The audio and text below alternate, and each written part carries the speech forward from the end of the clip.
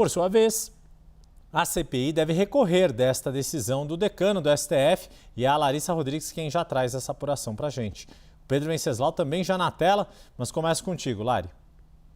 Exatamente. Eu estava conversando aqui, Yuri, com alguns membros do colegiado, em especial com o presidente da CPI do crime organizado, que é o senador Contarato, para tentar entender quais vão ser os próximos passos. Claro, eles tentam, dizem que estão ainda analisando, que não receberam ainda o aviso oficial, de fato, de que o ministro derrubou essa decisão, que ainda aguardam essa determinação pelo Supremo Tribunal Federal e que, por isso, após essa determinação, vão pensar neste recurso. Mas o que a gente vem percebendo é que, segundo fontes com quem eu conversei, já era uma decisão esperada, mas surpreendeu o colegiado a maneira como essa decisão aconteceu.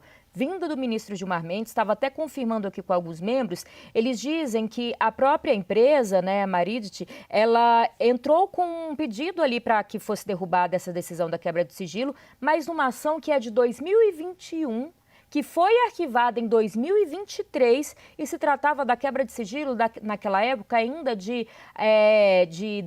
dessas aprovações de sigilo na época da CPI da pandemia e uma CPI que já terminou e uma ação que foi arquivada dentro do Supremo Tribunal Federal. Mesmo assim, eles recorreram nessa ação e houve essa resposta por parte do ministro Gilmar Mendes. Então, neste momento, a surpresa é muito mais uma decisão vinda do ministro Gilmar Mendes do que, de fato, o impedimento dessa quebra de sigilo, já que aconteceu algo parecido em outras comissões ali que a gente acompanha dentro do Congresso Nacional.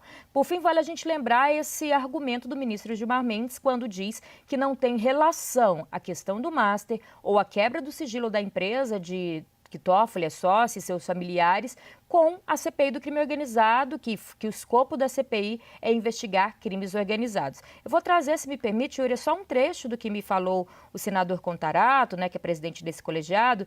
Ele que é sempre muito polido, diz que eles entendem que há, de fato, um nexo casual entre a investigação do Banco Master e o plano de trabalho aprovado da CPI do crime organizado e que prevê de forma expressa a apuração do uso de instituições financeiras pelo próprio crime organizado, que isso poderia ter acontecido relacionado ao Banco Master.